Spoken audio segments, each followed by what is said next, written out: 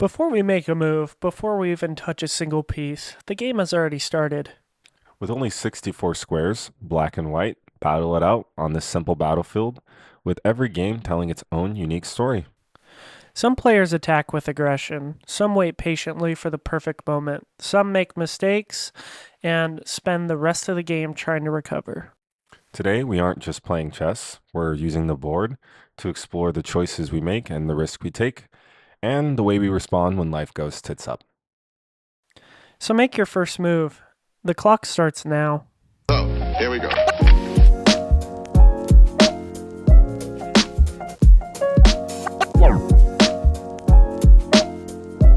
Oh, that's real good. Welcome to the NF3 Podcast. I'm Sean, and this is Hunter. Hey, guys. And in this episode, we are discussing the biggest events shaping our culture right now, one move at a time. Well, guys, as he said, welcome back to the podcast. Episode 3, baby. Episode 3, we made it. Today, we have some very diverse topics to talk about today. Yeah, I mean, it's not even just the topics, like episode 3, we've made a lot of improvements getting here, and this will be the halfway mark for our first season. So how do you feel about that? Feels pretty incredible. The lengths we've walked in these past 3 episodes is something I didn't even imagine.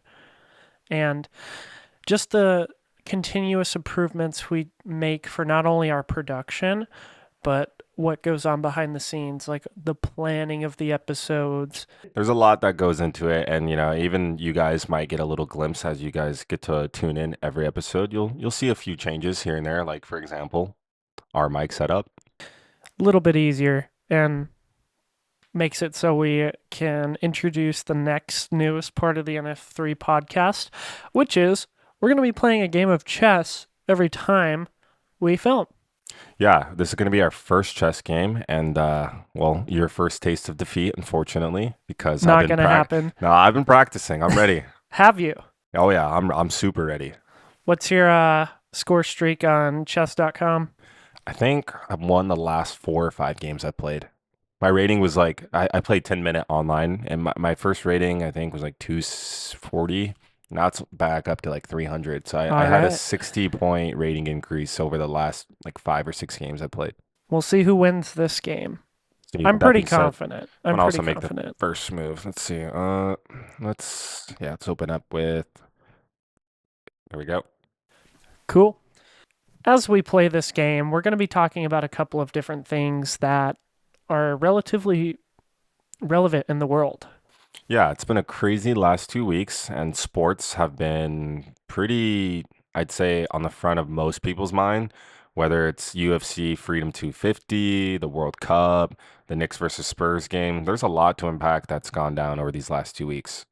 Let's talk about that. The Knicks versus Spurs game and what that kind of looks like after they won. I mean, you kind of touched on it. I think we were talking about it before this, but it's 53 years of continuous loss for the Knicks, right? Yeah, 53 years. Like, imagine being a NBA team, winning all the way back in the 70s, and finally getting your first victory in that amount of time. There have been generations that have passed since they've won this year in 2026. Imagine being like the grandpa who's like 70, 80. He's been a long time Knicks fan, and he's like thinking like, man, I might not make it until the next W. I mean, they're eating good. Yeah, they are definitely eating good. Well, did you watch the game? What were some of the moments that stood out to you? So I didn't specifically watch the game, but I saw a lot of the clips and highlights from the game and obviously the aftermath. That was probably the more discussed part, I would say, is the chaos afterwards, but we'll get into that. Do you want to touch on what the game kind of looked like and why it was such a good and crazy game? Yeah, I mean, I didn't get to watch every single game, but I definitely had a few watch parties with some bros, and we enjoyed watching it. I think one of the things that makes it such a crazy game and a historic game is the fact that there was a huge comeback. I think in the second quarter, Spurs were very severely up, and I mean, if you're a sports betting kind of guy, you probably like the odds. But I mean, as we know, the Knicks won, so Didn't Dissect she? that a little bit. Yeah, didn't you say a YouTuber bet 120 grand on the Spurs to win? Not gonna name names, but there is a YouTuber who I followed on Insta, and he's a pretty notorious sports bettor. He likes to get into the weeds when it comes to sports betting, and so I think I saw him place like 150K bet on the Spurs, and yeah, fortunately, after losing that, I don't think I would be willing to get back into sports betting. But I mean, the World Cup's going on right now, so there's a lot of opportunities to make that money back. And I mean, he's been placing a lot of sizable bets on the World Cup, and I've seen him take home some profits. So. I have to know, is it Togi? Not Togi, but someone associated with Togi. Okay. Yeah, we'll leave it at that. Well, yeah, we can leave it at that. Yeah. That makes sense. But, oh, shit, I forgot to make my move. Yes, your turn. Well, let's see. Oh, you ready? He's about to fumble. Oh, watch this. Oh, what are you doing, man? See, this is what I love about chess because the openings are always so quick and you can just like that. True. But kind of touching on some of the other moments I really liked about the Knicks game, I really enjoyed kind of watching the reactions from some of the celebrities that showed up. I think I saw Adam Sandler there and like his face after Knicks made that. I think it was they had 1.2 seconds left on the clock and it was like 105 to 106. And one of the players, he's able to, he goes for a three. I can't remember which player it was, but he lobs up a three. And then his teammate on the Knicks, he goes and he tips the ball in. And then just 1.2 seconds left on the clock, changes the score. I think Knicks ended up actually winning that with 107 to 106. But like, I remember the camera panned over to Adam Sandler and he was just like Mind blown. mind blown. And Adam Sandler's a huge NBA fan too. Oh, yeah, absolutely. And he's lived in New York most of his life. He has a house out there as well. I mean, why wouldn't he? He's Adam Sandler, right? Yeah, yeah. I mean, it's like I feel like if you can afford to like, go to these games, like if I was a celebrity, I'd be at every sports game. I'm not gonna lie. So, but it was cool seeing him there. I think I also saw some other celebrities who were watching the game, but I can't even imagine the like tension you must have felt like watching that last shot going in, knowing you had 150K on the Spurs and it just gone. And just even in general, that tension in the crowd and audience. Because one of the biggest questions about sports is what happens when millions of people feel the same emotions at the same time? What can be the positives and negatives about that? Well, I think some of the positives that come from that is like, it's a chance for, people who are, obviously not even playing the game to take in some of that dopamine from the win, I mean, if you're a New York City resident, like you probably felt like the electricity through the air, just all of the celebration and joy that was going on. 53 years of losing is not something I think anybody wants to experience, but once you finally get that win that you've been waiting for so long, like I can imagine like some of the parties that were thrown in New York City that night were crazy. And I think I even saw like Mamdami. He was out there on the street celebrating. He had a few brewskis with the boys. So The mayor of New York City? the mayor, the myth, the legend himself, Mamdami, he was there. I think I saw him at the bar. So there's the positives that come from it. You get a sense of belonging. You get to take in on some of that, fresh dopamine from the win. But at the same time, there's a lot of negatives that came from that as well. We saw some chaos break out in the city, and I think even some people were describing it as like Gotham, which is pretty dark. Wow. It's funny too, because Gotham is based off of New York City. Oh, see, there you go. It fits perfectly. That game with the chaos kind of reminded me of the Nuggets game back in 2023. It was one of those games where the Nuggets haven't won in a long time, and then when they did win, the city got destroyed. And I think that's kind of the negatives of being a part of a sports team is you get such a strong sense of identity, like you said, that it's not just a surface level thing. It's pretty deep for most of these people. It's kind of their lifestyle, their personality, and just what makes them feel connected to others. Well, let me ask you this. Personally speaking, do you feel like being part of something bigger than yourself is like something that, you need, or do you feel like even if that's something that like people in general seek out? I think it's most people that are looking for something outside of themselves because they don't I don't want to say they don't have confidence in their own in themselves, but it feels like you're looking at the bigger picture when you're looking outwards to attach yourself to a team. It feels a lot bigger than yourself, and I feel like a lot of those people forget to look inwards and recognize like, hey, maybe I'm bigger than what that team is, or I think a lot of confidence can come from being a sports fan and attach yourself to a team because you get that sense of like community, relatability, and it's easier to have a conversation starter and bond over it. I'd agree. I'd feel like, yeah, being able to take in and celebrate the victory of your favorite sports teams, like it definitely makes you feel like, something is a little bit bigger than yourself. And, like there's a sense of community with that. So everybody's celebrating. But I think that same feeling is also what drives a lot of like the chaos that we saw. It's like if you feel like, this is bigger than you, this is something that's like affecting your whole state, like all of New York City is activated from the win, right? Then you also have the other side where it's the people who feel deactivated from the loss. I mean, I'm going to go ahead and open up with another question. I'm really curious what you think about how the relationship between passion, um, and celebration can also create destruction. Like, what is it about passion that drives us to sometimes do violent things like attack people? I think it's the adrenaline. After having such a big victory, you have a massive amount of serotonin and dopamine in your brain. So everything feels good. And that can cause people to do stuff they wouldn't normally do because they're essentially it feels like you're high. When you're feeling really good, it kind of becomes for most individuals kind of a way to vent out some of that energy and those individuals can lack self control. And that's kind of what we saw in the aftermath. I mean, this team, the Knicks, was such a core part of these people's lives that it took away somebody's life just because they were doped up, is what I want to say.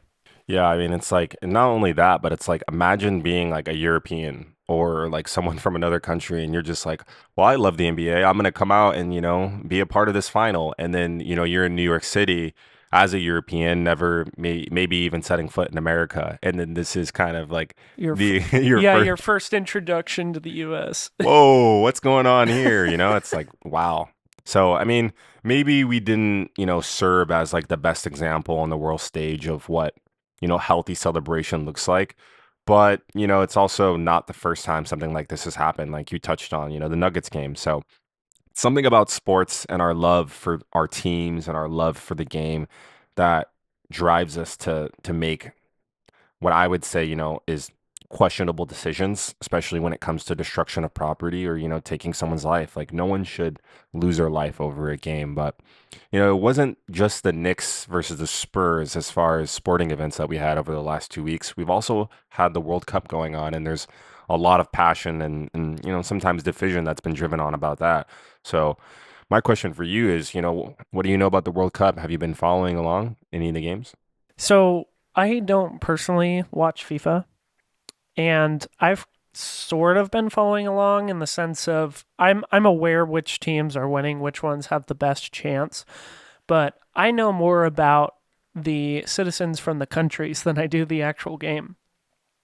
And it kind of brings into reflection like the Knicks versus Spurs game was just complete chaos after, and it's really different from the World Cup. Like, for example, there was a game, Spain versus Democratic Republic of Congo, which they both tied. And if you know anything about FIFA, Spain is the number third best team in FIFA. So, putting that into perspective, the Democratic Republic of Congo is all the way down at like the 56th place. So, tying is like an incredible feat.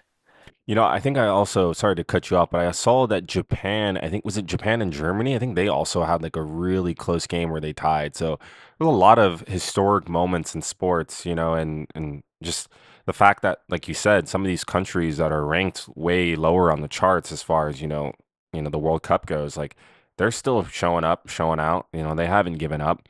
And something really special about that for sure. It's just it's definitely crazy to see the difference in. Damn, you took my Oh my yeah. bishop Oh yeah. while I was distracted. Oh yeah. Ah. Look at that. Ah. um, it's crazy to see the difference just between those games. Like Japan, the Japanese people, they were cleaning up the stadium afterwards. Like I did see that. they took care of their section of the stadium. They didn't trash it, leave it for someone else to clean up. They actively tried to help and pick up. And at the Knicks and Spurs game, they were lighting buses on fire and climbing light poles, lighting off fireworks in downtown, destroying people's cars, which I find very depressing because I can only imagine just you're driving in New York City the night of the game and a bunch of people in a crowd come up to your car and just start tearing it apart piece by piece. And it's like, what can you do? It's you versus 20, 30 people who are basically crazed. I actually saw that clip too. I think it was like I saw the bus driver like get out of his bus and he just looked so sad and he was like begging them to not destroy his bus. And I mean, he was even telling them, he was like, guys, like this is coming out of my paycheck. So, it's like I wanna be happy for New York. I wanna be happy for Knicks fans, even though I was, rooting for the Spurs. I was hoping Spurs would have won. I want to be happy for the New York fans who are celebrating, the win, but at the same time, you can't use that as justification to carry out Absolutely not. crap like that. Like that wasn't acceptable. But I also want to change gears a little bit and talk about UFC Freedom 250 because that also took place over the last 2 weeks, and that was a really interesting event. What are your thoughts on that? I thought the UFC 250 fight was really, really cool.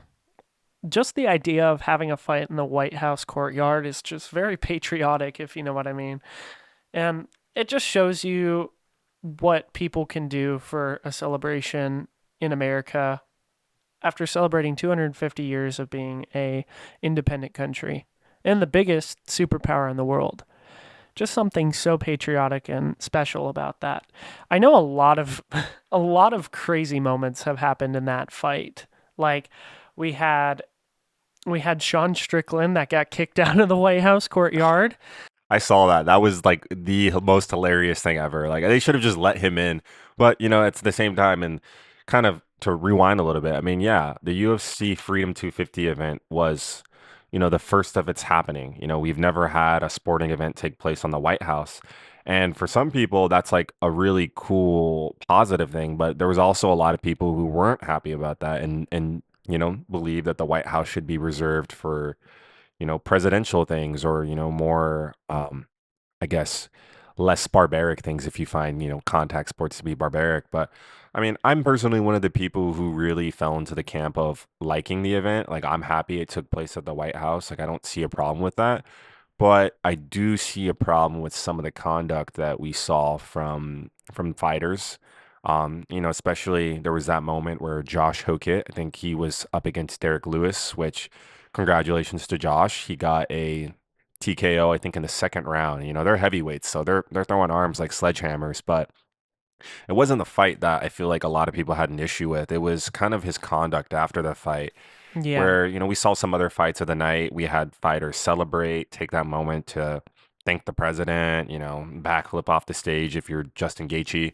But Josh Hokit took that moment to insult former, First Lady Michelle Obama, and I think he called Michelle Obama a man. That's been the meme for the past 2 years. Been a pretty big meme, and it's like, man, it's like we want to. I feel like if you're someone like me who is totally happy with the UFC Freedom 250 event, and you want to see more things like that happening, then you also kind of want to see people take a little bit more care and finesse about some of the, ways that they carry themselves during these things. It's like I can't expect for there to be another Freedom 250 event when, we have people like Josh using it as an opportunity to kind of say some things that maybe can be left out. Like I don't want to say it's like a terrible thing because it's probably a joke. At the most part, he's joking around, but at the same time, it's just about kind of the optics of everything and how it looks. And for some people, they weren't too happy with that. But, me personally, like I'm willing to take a joke as a joke and move past it. So, and the fight was good too. I mean, it was a really good fight. Besides Josh Hokit, we also had, yeah, Justin Gaethje. He had secured a knockout against his opponent. We also had Sugar Sean. Sugar Sean also got a knockout. Fortunately, I was hoping he would have got knocked out, but Me too. He's kind of the UFC golden boy too at the moment, like McGregor was. Damn it. speaking of McGregor, he actually has a fight coming up on He July does. 11th. So me and my roommate, we were talking about that. I think he's going to be fighting against Max Holloway. McGregor, he's looking like he could take it, but at the same time, Max Holloway has just had, I think, a few more fights than McGregor. They both have about around the same like win rate. I think McGregor's sitting at like a comfortable 78, and Max Holloway is at like 75. But McGregor had a leg snap, that really nasty leg snap against Poirier. I think in his last UFC fight, which was one of the big things that took him out of commission. So it'll be really interesting to see his performance this time around, how he does, and how he's feeling on his return to the UFC. It's been a while since he's fought. I mean, he's had quite the background when it came to. Oh, you son of a Oh gun. yeah, we're taking your pieces. We're reducing the board. You got all my favorite pieces, minus one. For those who are listening, one of the greatest things about chess is when you're up one piece on your opponent, that one knight or that one bishop, and then you can start kind of simplifying the board. So I think that's what my strategy is going to be for the rest of this game. Try to get as many trades as I can and keep you uncomfortable. Let me see. Good luck, buddy. Conor McGregor returning was not something I expected this year. No, I mean, me either. I was actually kind of expecting for him to, uh, I mean, not return at all. I mean, some of his conduct, we like to talk about conduct of fighters. We mentioned Josh Hokit. It's probably important that we also call it McGregor, but, he's not known for having the best conduct outside of the sport either. So I figured that he was going to say something or do something that was going to, cut his chance of coming back, but he seems like he's been on pretty good behavior. So. He will never be taken out of the UFC. He's pretty much the person that brought the UFC to be as big as it is today. Yeah, yeah, that's fair. Dana White loves Conor McGregor, and if he could have Conor McGregor fight every day of his life for the rest of his life, he would. I could see that happening. Yeah, that sounds like a very Dana White thing to do. I mean, it's fine. Like I find McGregor to be very entertaining.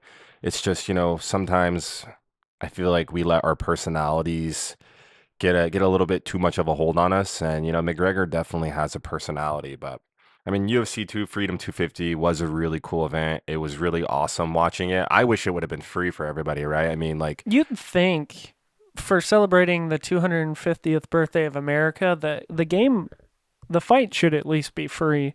But that's just my thought.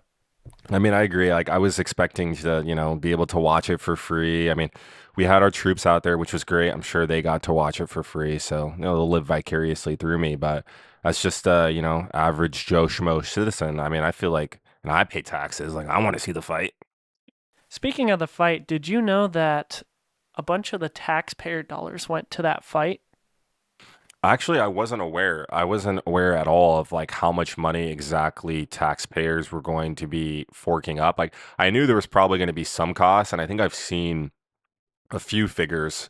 And then, to be fair, I thought it was going to be more. But if any taxpayer dollars were being used, like I definitely feel like I should have gotten a chance to see it. But you know, it's not something that like I feel like is necessary for me. Like I can watch a UFC fight, whenever, and just because I missed out the one on the White House, it's okay. It was really interesting, Dana White's comments after it, though, because the way he framed it, he made it seem like this will be the last time that we ever have a sporting event on the White House. But I just don't believe that. I think money is too big of a driving factor for these guys. I think they're gonna fill the itch and they're gonna come back and they're gonna do it again. And so who knows? Maybe I'll get to go to the next one. All right, let's see what you can do. That queen is in trouble, man. I'm coming for that queen. Better move it or lose it. Mm. Interesting. That queen is gone. Thank you. And since you let go, you can't take it back. Damn it. I'm too damn distracted. It's okay. I was like, I've been getting my practice in, guys. I could show you guys my chess.com win streak. I think I'm on like a 5 or 6 win streak. So I've definitely been getting the practice in, and I want to become a little bit better at chess so I can. Well, you're kicking my butt right now. Yeah, I'd say a little bit better. I'm like winning by a lot right now. It's okay. I feel like chess is also one of those games too. It's like you make like a single mistake, like you lose your queen early on, and it's so hard to come back from that. It's possible, but really challenging. It's possible. I've definitely thrown away my queen. Like for example, that pawn on the right side there. I've been looking at that pawn, and I'm like, I can't take it because as soon as I do, your rook's there. So I have to Yeah, wait. you're in some trouble, buddy, in I that think we case. just Oh, we're going to castle. castle now. Oh yeah. Fine. Castle your way, buddy. Well, besides the UFC Freedom 250, it kind of leads us into our next topic, which, I want to talk a little bit about the Iran deal. Like, we've been kind of in the heat of that for the last 2 weeks as well, on the fence of, whether there's going to be a deal or not. And some people don't like to use the W word, war, but I mean, I feel like it's a pretty appropriate word to describe the situation that we've been in the Middle East, and whether you want to agree to that or not, you can't deny that there's been some serious military moves. And I mean, we're feeling it here back home as well. The gas prices have been extremely, extremely unforgiving, especially for us who live in San Diego, where we're paying close to $7 a gallon. If you would have told me 4 years ago that gas would reach up to $7 an hour, I would have told you were crazy.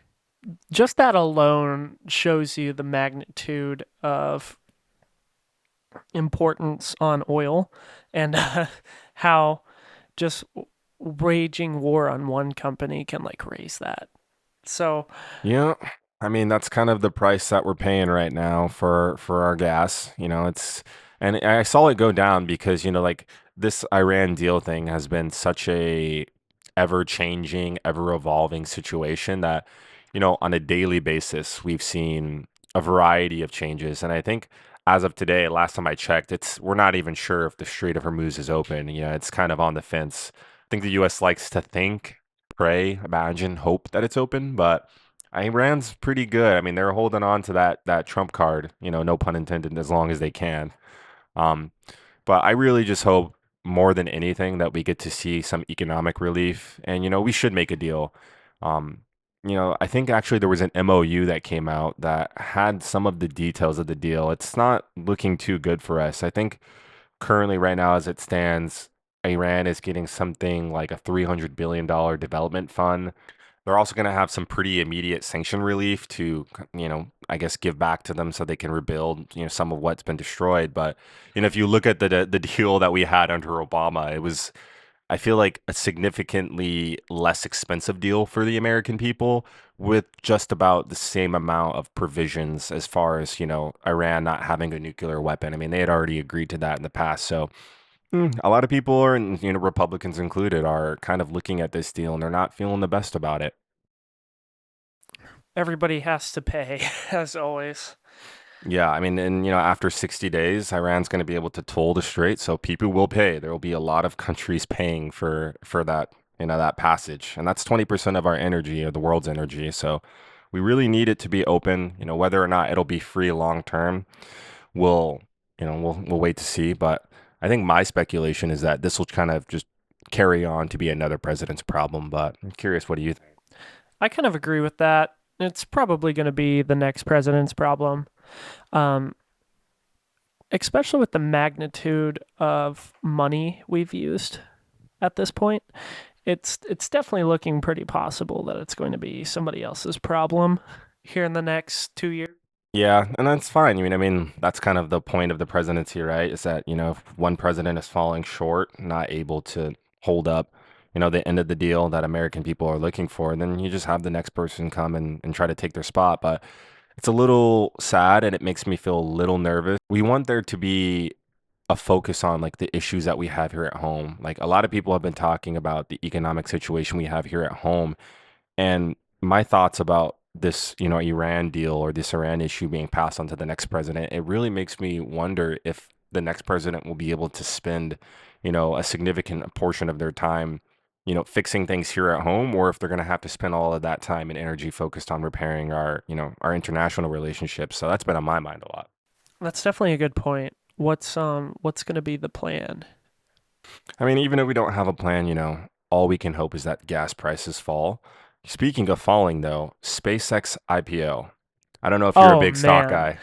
You know, I used to be a pretty big stock guy, but since the markets have been kind of all over the place, I haven't really checked it out as much. I feel kind of demotivated to look at it just because I have no idea what I'm going to put my money into and what's going to come out of it.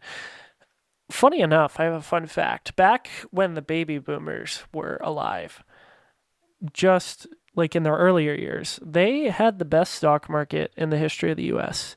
It was stable, it was set to grow exponentially, and back then it was pretty good. And the average salary was like incredibly inexpensive too. I don't know the exact number, but you could afford a house, two cars, appliances, whatever you needed, you could afford it. And nowadays the stock market's kind of gone haywire, and it's very unpredictable in the sense of like what are we projecting for this year or next year, because we've had massive decreases in portfolios, and then we've had massive increases in portfolios, and I mean, it's my own included. Decrease, by the way, not increase. that being demotivated about the stock market, you're not the only person. Every time I check my portfolio, it's like down another $5-10 a day. So, yeah. but the reason why I bring up SpaceX is because we actually saw Elon Musk. He was there at the UFC Freedom 250 event, of course, with all the other tech oligarchs. Um, but SpaceX IPO was really interesting because I think last time I checked, it's at 150, 151, which is, Holy cow. ooh, I mean, yeah, if you're a SpaceX IPO holder, you might be quivering a little bit. I think on release, we saw a price of about 135. And then, over the coming week, I saw that number shoot up to around 220, I think 219 at its peak. And now Wow. it's down 150, so Holy cow. as I'm saying, it makes you really question, like, where is this going? What are people hedging their bets on? And, I have a question. Do you think people are investing more in products, or do you think people pay attention more to the stories and visions that, people like Elon Musk try to sell when they talk about colonizing Mars? 100% the stories and images, especially in our generation, Gen Z. It's all about selling you a lifestyle. I mean, everybody wants to get rich quick or be rich, whatever that may be. And fuck, He why? loses another piece and he's like, oh, shit. Ah, man, I'm doing so bad. This game is not going your way. Yeah. It's okay. We'll run it back. Oh, if we were playing like tournament rules, that'd be a gone piece. Tournament rules, I think if you knock over one of your like own No, pieces, no yeah, kidding. like playing at the board, you knock over your piece, that piece is gone. I'm pretty sure. Don't quote me on that, but I haven't actually gotten a chance to play in any legit tournaments. But that'd be pretty fun content in the future if we like That showed up would. to like a chess tournament. Dude, imagine that. We Yeah, made we should Magnus look. We should Carlsen see. or something. There might be some local San Diego Oh, I'm some sure. tournaments. There's a lot of gifted people out here when it comes to pretty much every industry. But, getting back to your question, Oh, okay. No, I thought that was a mistake. No, that's perfect for Karuni. Let's see. How does he protect? Will he lose two pieces or one? I've been learning a lot of the terminology too, like, pins and forks and screw and attacks. knives and guns, Can you imagine? Gun attack. They just pull out a gun and shoot you during the chess rock, match. paper, scissors. It's one way to end the game. Let's see. I think. But kind of getting back to your question, oh man, you just Yeah. Oh, won't yeah. let it? I'm taking all your pieces, man. Fine, I guess we're gonna play it this way then. That's okay with me. Hmm. I would say that's a decent move. Like out of the, I've been paying attention. I used to play with this one guy. A little bit of a tangent here, but we used to play at UCSD, and like, man, it was so infuriating to play with him because he was pretty high rated. I think he was like, I want to say 2,000 to 2,100. Holy crap, And that's like yeah, Grandmaster exactly. territory. So I'd sit down and I'd play with him, and literally without even like glancing, like the smallest glance at the board, as soon as I made a move, he'd tell me if it was a good move or a bad move. And in the beginning, you make a lot of bad moves. So it was like Yeah. every move, bad move, bad move, okay move. You're doing okay. Occasionally, he'd be like, okay move, but your queen's mine. Yeah. So Good luck, it's buddy. okay. It's okay. We're gonna take this game one piece at a time. Literally, for you anyway. Well, I'm getting owned. But kind of circling back to your question, like I said, it's more about the lifestyle. If you go on Instagram, any sort of social media, you'll see that most people are just trying to sell you the lifestyle. Like, you could be rich and have the mansion and have the girls.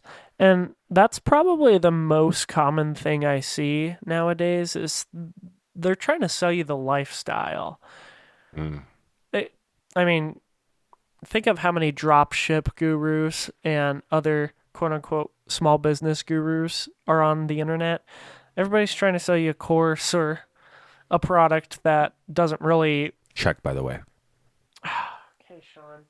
I agree. I think it's more about the lifestyle for sure. Like, and that was something that I had to kind of remind myself because I used to be a big dreamer and I used to have a lot of like hope that, maybe if I am early enough to the party, like I can get in on something and maybe this is how I start my like generational wealth. But that's how they get you, right? They sell you that script, and unfortunately most of the time, you end up holding the bag.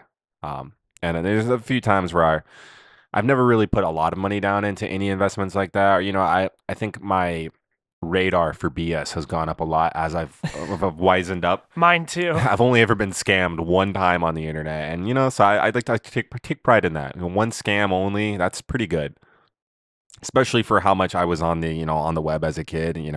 But that's what I mean. It's like they kind of sell you this bill of goods that if you invest or if you just get better at day trading, then all your problems will be taken care of. But I remember back during COVID when day trading became such a big part of the business side of the internet. oh, dude, yeah. And everybody wanted to get into day trading and thought that that was the bee's knees. But what people don't understand is it's basically gambling online with like investments because day trading is it's an art and most people are going to fail.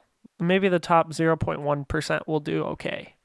Have you ever tried to like crack open like the strategy book? Like I actually have been consuming so much day trading content because even though I'm afraid to take that lunge, that dive to like get into it to dip my toes, because I'm probably going to lose money, right? Like most people do. Like I can't help but find the content where people are like talking about day trading and just the strategies that go into it. Like I find it so fascinating. And even to me, like that's one of the funnest parts about day trading is just like seeing the ways that people approach the stock market. And like you said, no one really knows if it's going to go up, if it's going to go down. Like, no one knows, but there's a lot of people who like to kind of hedge their bets, and they come up with interesting strategies. And, there's a lot of headline YouTubers or, like I like to call them. Yeah, headline Gurus. YouTubers, right? They're gurus, right? They'll have a flashy title like this strategy made me 10 grand and I was half asleep. It's like, okay. And then they're going to sell you $1,000 course on how to do it. One of my coworkers actually not that long ago, he and I were talking and he's like, "Oh yeah, my one of my high school classmates sells a course and like he's teaching us how to day trade." And he's like, "Yeah, I made like $300." And in my head I'm like, "You did not make $300, man. It's really hard to Checkaroni and cheese, by the way. It's okay. You can make a comeback. I feel it. I think my queen was here, right? Yeah. Wait, did I have a better move? Let me see. Not not that I think. That's the only move I can make. That's a solid move. I think if yeah, because if you had moved to a black square there, there's a lot of ways to check you. And one of the things that's really cool about chess, it's a lot of it is like pattern recognition. So like the more I've played, the more I've noticed patterns and the my play style, but also just like the game and sense or the game itself. Um, So I'm gonna just take that. Go figure. All right, buddy. Well Let's then, see. um, I guess we're gonna play. We're gonna play this game then. You can have the knight. I'll take your rook. Oh wait. Ooh. Okay, I have to move this piece because I lifted it off the board, and that's fine because I needed to move this piece anyway. But I'm so glad that I did not impulsively do that because that would have been a no bueno. So let me see where I'm gonna put this queen. This queen. I think the best investment you can make for yourself is just learning a skill, to be honest. If you think that you can go in the stock market and day trade for the rest of your life, you're freaking high. You'd have a better chance of betting on roulette every single day of your life than like putting your money in the market. You know, it's crazy. The first time I ever played roulette, and it wasn't like at a casino or anything. I was actually at an event in San Diego where they were giving away free pre-rolls to anybody who could win the roulette. So like your odds of winning this free pre-roll are like really, really bad, right? Because you needed to land in green, like the one green square out Oh of. shoot. Yeah, it wasn't red or black. It was green. Like you needed to get green. And I remember thinking like, there's no way in hell that I'm gonna win. Like my luck is terrible when it comes to like raffles or giveaways. Like I never win. But something about roulette, like when I threw that ball onto the little spinny wheel and it landed in green, I won the pre-roll. But something about that really kind of awakened a desire in me to like want to give it a shot to like, take that like, oh, that sports gambling edge or that like that stock bet. And I have to remind myself that it's a dangerous thing. It's a slippery Yeah. slope. So They say the way you gamble is how you take chances in life. So if you're a very safe gambler, then you're more prone to not take as many chances. And if you are more of a risky gambler where you're okay with losing money to make the big money, that then you are a risk taker in the real world. I think I finally found a good spot for my queen. I agree. I think, yeah, that makes sense. Like, if you're more prone to gambling, then, I mean, you might take risk with other things like your health too and stuff like that. Like, I feel like I'm not a super risk prone person, but I happen to find myself in situations where, like, it's kind of high stakes, you know? Speaking of high stakes, I'm just gonna, let me see. I have to think about this because I see a rook that I could take with my bishop, but then your rook is staring my knight down right now. And I think that's not a fork. Let me see. Wait. No, not a fork. Oh, wait. Good luck, pal. Yeah, this is going to sting. This is going to sting for you. So we're going to just. That's a revealed attack. Wait. No, it was here. You dropped it. But it can't go Oh, there. yeah. So Oh, it's, okay. there we go. That's where it needs to go. So that's a revealed attack. Me moving my knight opened up the attack on your queen. No, you. Wait, yeah. That works. And then I can just. Wait, is that? Yeah. Yeah. That's I think that's no wait. That's check. checkmate. Ah, damn it. All right. First game down. Damn it. We still have a few more things that we want to talk about in this episode too. And I want to kind of crack us open with some of the film industry stuff because you've been really kind of on the movie scene, especially lately with some of these like latest horror movies released. So why don't you tell us about some of the movies that have been coming out lately and what's special about them? What do people need to know? So we have two of the biggest movies that came out this year in a long time. I'm talking something so unique and not done before in the film industry with the magnitude it's produced that it's it's honestly incredible that we even have a movie theater since these two movies came out.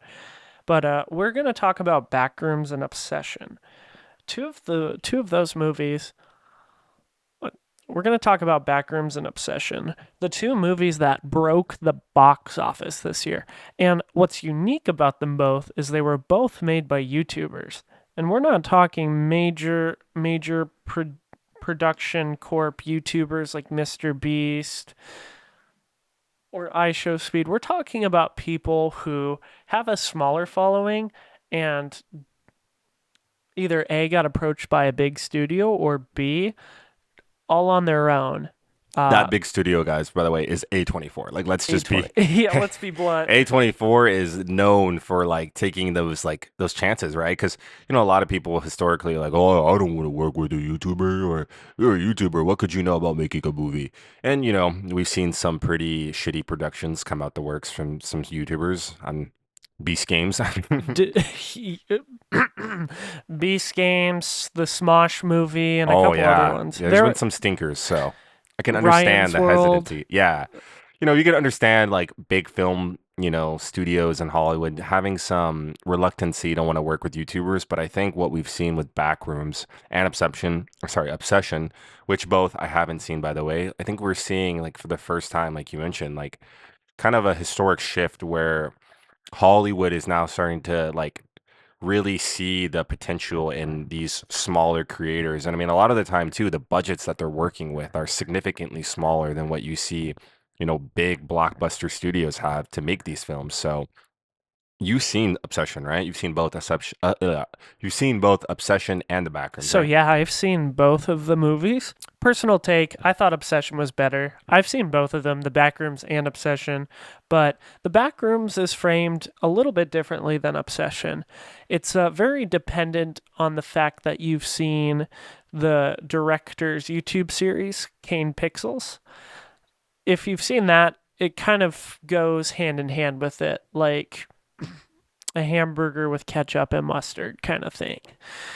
If you haven't seen the YouTube series, it can be kind of hard to follow along at points because it can be kind of hard to follow along at first because it's very, very mysterious and you don't get a lot of the information outright. So I know a lot of people were pretty mad about that, especially after the movie aired. They're like, what the heck is this?" Because they typically were on Reddit just looking at the backroom stories with different entities. And so I can understand that frustration, but if they would have realized that the director who made the YouTube series directed the movie, it might have made a lot more people go watch his YouTube series to follow along. But Kane Parson, the director of Backrooms, he was like 16 or 17 years old at the time when A24 approached him to make a movie on the Backrooms.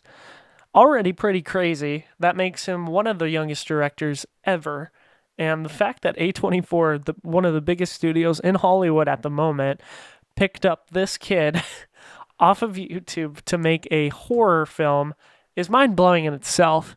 We've had YouTubers in the past make movies like we said, but nothing has topped the Billboard charts like Backrooms in a long time, especially for YouTubers.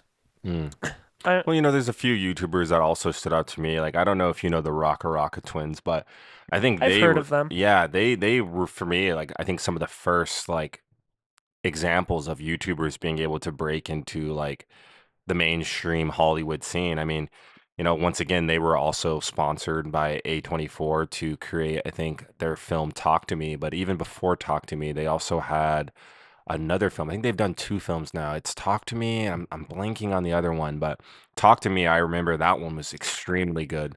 Oh, you lost those pieces. If this was a tournament, those would be gone. Hey. But no, Talk to Me was extremely good, and it kind of once again was that first example that stood out to me of like, oh man, YouTubers can make some pretty good films like when they're putting that Crap, I effort. lost them. Oh, it's okay. A little bit of an intermission here while Hunter grabs his pawns. I'm gonna make my move. Let's see. I usually like to take control of the center here, so I'm gonna open up with the pawn in the center. I just want to phrase this too. Like whenever I play, like I've been playing for the last 55 days. I think I'm on a 55-day streak on chess.com, but I genuinely try to play most of my openings the same, like the same moves, and just kind of let the patterns from the previous games come to me. So Play out essentially. yeah, I feel like there's good moves and bad moves, and the more you make bad moves, the more you kind Tend to of struggle. oh yeah. If you're new to the game, I mean, there's a lot of struggle. Like chess is a hard game. It's not easy. But speaking of, I'm gonna move Thank that you. there. I didn't catch that actually. Let's see. So we got a pawn in the center. I can take it. or I can ignore it. I don't know. He might have to look at what the board looks like. Hmm. I think I'm just gonna take. There we go. But yeah, I mean, I didn't get a chance to watch Obsession or Backrooms. I haven't watched either yet, but I do hope that I can watch both because I'm a big horror movie buff. I love horror movies. And I think, once again, when we see small scale YouTuber creators, whatever, go on to make really lucrative films that smash the box office and make tons of profit. I mean, it's inspiring for me too. It makes me feel like even as like a small creator, a small person on the internet that I can kind of carve out my own slice and make some success for myself. It's very inspiring. It makes you feel like a normal everyday person could do anything. And, the Backrooms kind of reminded me of like a reboot of Five Nights at Freddy's, if you've ever played that game or followed the franchise. I remember So, playing the first one. I loved the first one. yeah, such a good game. And the lore was fantastically made. Like, Scott Cawthon was probably one of the most mysterious game writers on Earth. And the fact that he made a game like Five Nights at Freddy's with the budget he had and made as much money as he did was incredible. But it kind of reminds me of that because the Backrooms takes a lot of inspiration from those games, being like analog horror, and translates it into its own franchise. But it kind of reminds me of the hype that Five Nights at Freddy's brought. And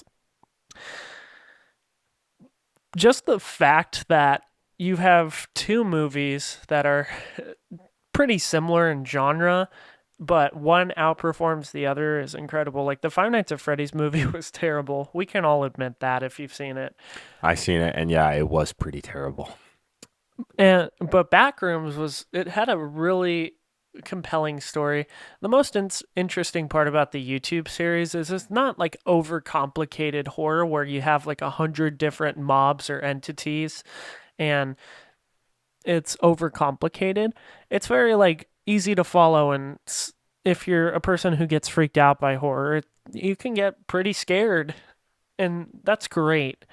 It's interesting too that YouTubers are dipping into the horror film section of of Hollywood because I haven't really seen anybody produce like a legit like action, sci-fi, any genre like that. But so far I'm pretty hopeful it's working for them. I mean, I Um, remember Logan Paul. He was in like a few like oh YouTube gosh. action movies, but I don't think he's ever like, put his like director hat on and directed anything. But yeah, horror movies is a very interesting kind of starting point for these guys to break into, but they're having a lot of success and I'm happy. I'm here for it. I love watching, smaller people finally, feel like they're getting their chance kind of to step into a role or like an industry that has been historically against them. Like anytime we can see that shift, it feels really positive for me to see. And I mean, I guess it kind of just leads me to ask, like, what do you think the future of film will be if, these are the examples we're seeing now? Like maybe on a larger scale, we see, content creators making other films like action, romance. But I'm curious, like, what are your thoughts on that? I think film's going to look a lot different than it does today. Um, it's going to be heavily inspired by previous films, but it's going to evolve into something a lot more. It's going to evolve into something that's a lot easier to follow and something that everybody can enjoy rather than having it for a certain audience. I mean, we all know that millennials run Hollywood at the moment, and that's kind of how it's been. So for the younger generation, it's honestly changed a lot culturally since millennials. I mean, we have memes now, we have Instagram, Facebook, Twitter, whatever it is, social media, and that that's a huge part of our culture at the moment. And Uh-oh, I think I made a huge mistake. Let's see if you can whoa, spot it. whoa. Dang it. But I think it's just going to evolve to be something easier to follow, and there's going to be a lot more new ideas, especially since a lot of younger people have the opportunity to make box office movies on low budgets. And that kind of leads me into the next movie, Obsession. hands down the best movie of the year. If you have not seen it, you need to go see it right now. I haven't. So and I've heard a lot of things about it. So tell me about it. Like, what's the best part about the movie? Well, I gotta say the best part was the writing. It took a lot of inspiration from other horror movies and even Simpsons episodes, believe it or not. It took some inspiration from Treehouse of Horror Simpsons episodes and turned it into a movie that, on paper, sounds like another kind of basic horror movie that's like, it's funny to watch and I'm gonna get scared. But it played out so much differently. Like, I can kind of see how it relates to other movies, but overall, I feel like it was very well done. And the production team, the film team, and the actors were outstanding. And these are a bunch of no-name actors, like somebody who gets their first time on screen that nobody really knows. That's what made it more in touch with like everybody. It's easier to like reach out and grab someone's hand when they're closer to you than they are farther. Yeah, and I really hope like too, like by like how good you're making this movie sound, like we kind of touched on already. Maybe this will be the thing that really brings down the barricades that have been kind of keeping smaller, creators, directors out for a while. And you did see the move, so free night for you. Unfortunate for me. Okay. Let's see. How do I recover? You gotta go cry about it. Thank you. You're welcome. This is what happens. You win one game and you're feeling like the man, and then you switch color. I should have stayed white. You switch colors and it's gone. You're like, oh, shoot. It's always that way in chess. Yeah, I hope we had the board set up too. I don't know why, but I just have like an itching feeling in my chest that for some reason we may have not set the board up correctly. But if we didn't, I'm sure you guys will let us know. You'll be like, you guys are dumb. But I think it's, well, other than the knight and queen, it's set up right. yeah, I think our king and were those supposed to be swapped? Yeah. See, That's the mistake. that's what I was saying. Something feels slightly off. That's okay. It is okay. You know what? We're gonna make the best move that we can. So that's your king, right? Yeah. Okay. So this is the move. We push this pawn. Okay, we got the swap of the pawns. Oh, I can't do that actually. Oh. Because that puts me in check. Oh yeah, you're right. So, Were these supposed to be swapped too? No, I don't think so, right? No, that's right. That's right.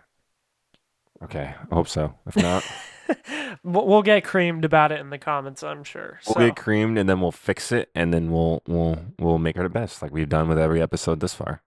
Our name is the NF3 Podcast, and we don't know how to set up the chessboard. Can you believe that?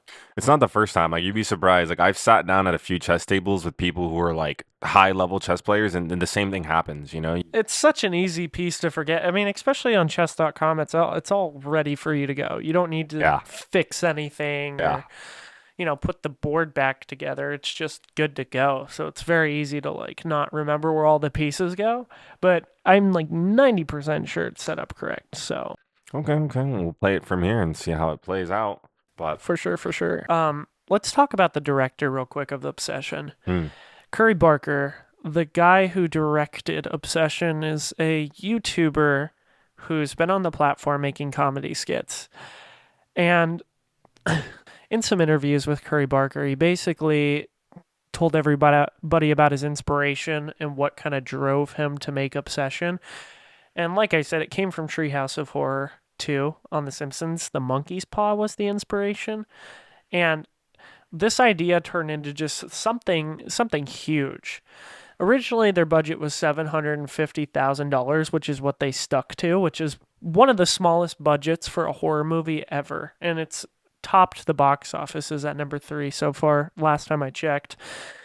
So that's a pretty small budget already. And you might be thinking, how did he get it in theaters in the first place? Like, if you're spending that little of a budget on a movie, how do you even get it in a theater without it breaking the bank? And he pitched the movie to Focus Features and Blumhouse, evaluated at about $10 million. They took it and produced it and sent it out to theaters. And the movie made $7 million. In its first week, it made $30.2 million. In the first day of the movie being out, it made $7 million, and currently it's grossed $290 million as of this recording. That's a lot of profit. Yeah, it's. I don't know the logistics of the contract, but that's pretty damn impressive. And what kind of made why I can see why it profited that much is because as Gen Z, we don't. I can see why it profited so much because as a person of Gen Z, the movie industry has been terrible for like the past 7 years. It's been very hard to watch anything because it's either A, remakes of a movie that happened like 20 years ago, or it's been, just junk, like no innovative ideas. And that's partly because most of the studios have a lot of older individuals who work there and direct everything. So it makes it kind of hard to relate to the younger generation if you don't know what the younger generation wants. I mean, we see it in Disney. Disney is like the worst offender right now. Oh yeah, I mean they're making Moana 2, Moana, and then Moana live action, and just I think Disney is a pretty solid example of like how can we take what we've already had sex with or not sex with, success with, and how can we wring that out? Like how can we like stretch it as thin as possible? I mean, Star Wars. You look at Star Wars as like a franchise, and it's like ooh, it's a pretty sad They example right there. milked Star Wars too. It had a great legacy, and then Disney was like, "Nope, pull you back up from the Yeah. grave. You're getting back to work." I mean, we've had The Mandalorian. That wasn't bad. Mandalorian was cool, but they basically destroyed every other part of it. Well, it's like Marvel also has played a pretty significant role, and I feel like this like film industry burnout decline that we've seen is just like, oh, another Marvel movie, and it's people they're wanting something new. They're wanting to have more people, new people come onto the scene, and they want these people to have a genuine opportunity to express themselves. And I definitely can see how these two movies definitely changed the film industry. And, the movie, like I said, is a very simple concept. But what made it special about actually watching the movie is we're watching the antagonist, not the protagonist. Some people might think the main character Bear is is a protagonist, but he's definitely an antagonist. I won't spoil too much of the movie, but when you watch it once, you'll kind of be more on Bear's side unless you kind of see the bigger picture. But the second time you watch it, you're against him. And I will not lie, there's some very disturbing scenes in that movie that really make you question like the idea of what it means to love someone more than anything in the entire fucking world. Like I said, I haven't seen Obsession, but the way you're describing it makes me feel like it's something I definitely have to see. And I can't say there's been many movies lately that have come out that made me feel like I needed to see it. I think the last movie that I saw in theaters was like the Michael Jackson movie, and I really loved that movie. I Yeah, thought that was a great movie, but no, I'll definitely check it out. Obsession. Hmm. recommended. Just be careful what you wish for, guys. But Yeah, you got to be careful what you wish for. And it's not the film industry isn't the only thing that's been in the headlines these last 2 weeks. We've touched on sports, and we've touched on the film industry, but unfortunately, we also had some tragedy strike over the last 2 weeks. Reports came out that unfortunately, 32-year-old musician Oliver Tree died in a helicopter crash in Rio, and it was really sad because I think one of the things that really stood out to me about Oliver was his unapologetically just being himself. And we saw a lot of tributes pour out from artists and other public figures that have had a pretty close relationship with him. I think I saw Diplo, you had KSI, Kid Cudi, T-Pain, just a few names come out and talk about how Oliver Tree left his legacy on the music industry.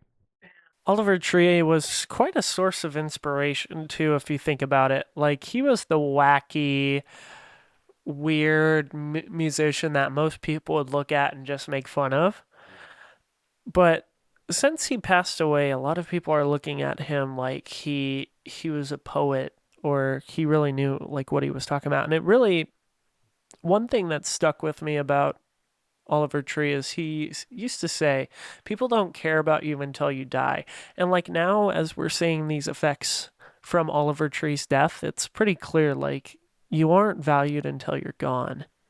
Yeah, or maybe the message that you were trying to share, the message that you wanted to share with people just didn't resonate until, it's like that saying, like you don't understand what you have or you don't appreciate what you have until it's gone. And, appreciating the effort that people like Oliver Tree go out to just spread the message that you can be yourself. You don't have to sell yourself or pretend to be someone. You can just be your true, authentic self, and people will love that. I think that's still pretty true, even when he was alive. And, I never really listened to too much of his music when he was alive, but, I heard those, TikTok songs, a few of them that were really popular. And I've been listening to a lot of his music since his passing to kind of refresh my memory on his discovery. And yeah, he has a lot of gems, man. There's a lot of meaning and emotion behind the music that he was writing. So, we're sad, really sad to see him pass. And, he's going to be walking up those stairs with a lot of great legends who have taken that journey.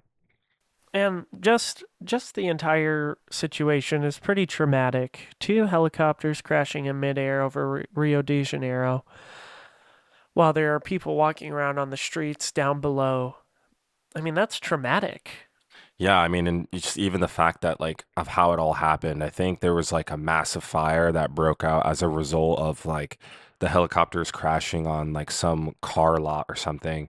And it's like Oliver wasn't the only person on that plane. There's six other lives that also were accounted for among those that were lost. And so, whenever anybody loses their life, it's not something that, is a positive thing, but something about, your musicians, or your NBA players like Kobe Bryant, even when he passed away in his unfortunate helicopter crash, that really leaves the scar that it leaves is kind of just like a cultural scar, really. Like, these are people that had left a mark. They had a legacy, they had fans, they had people that believed in, their message. And, you know, just because they're gone doesn't mean that that message ceased to exist. That's the big thing. And for me, now that I've listened to a lot of his music, I'm going to continue to kind of increase my like song list. My like song list right now is currently like 600 plus songs, but Wow. there's some room for Oliver Tree. And a lot of his songs that I've listened to lately have definitely been fitting the mood. And so, I just want to let anybody who's listening in, watching this episode to know that be yourself, don't sell yourself out. Oliver Tree was a great example of that. And I hope that, we can take in some of that and use that to inspire us to continue to be ourselves as well. Absolutely. And Oliver Tree, he wrote songs about self-destructive behavior. We could take a lot of that and apply it to our own lives. Like, are we being self-destructive when something happens, when we're depressed, or when we're feeling angry? Like, what are the consequences of that? And, those are things we can learn from his songs. I mean, his biggest songs were Life Goes On, Miss You, Alien Boy, and Hurt.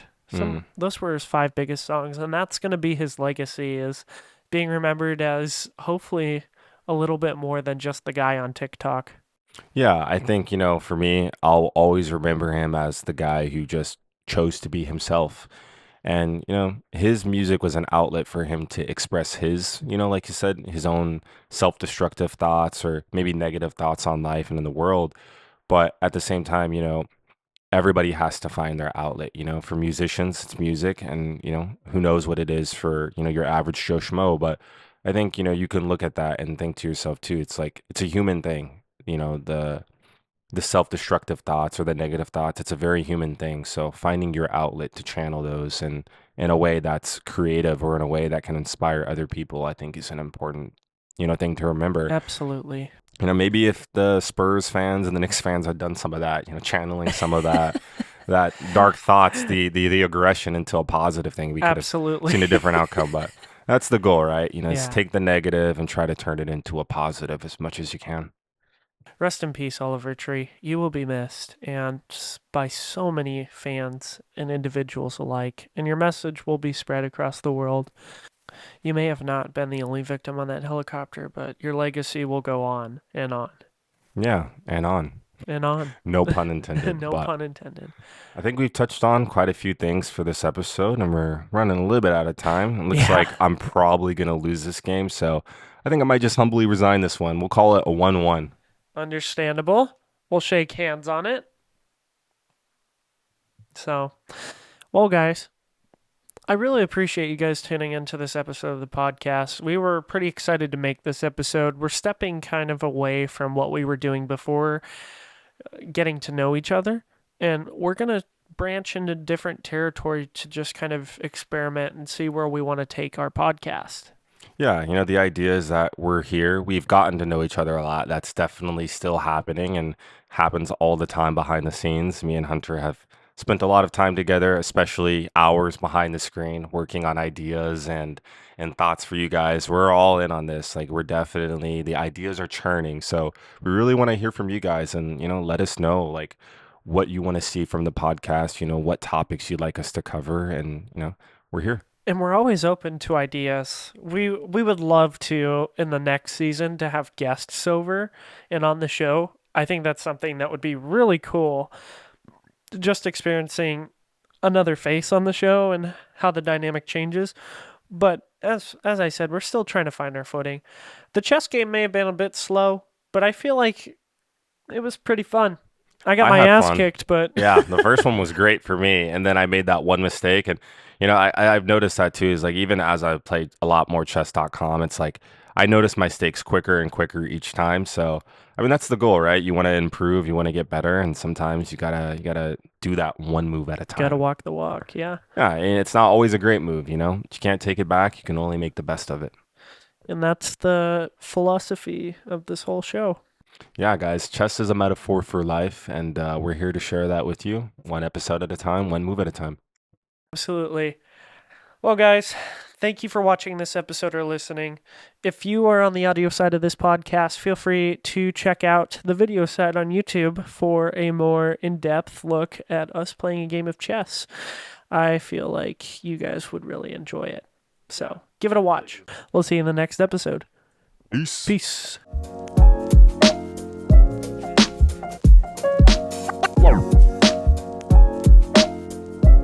Oh, that's real good.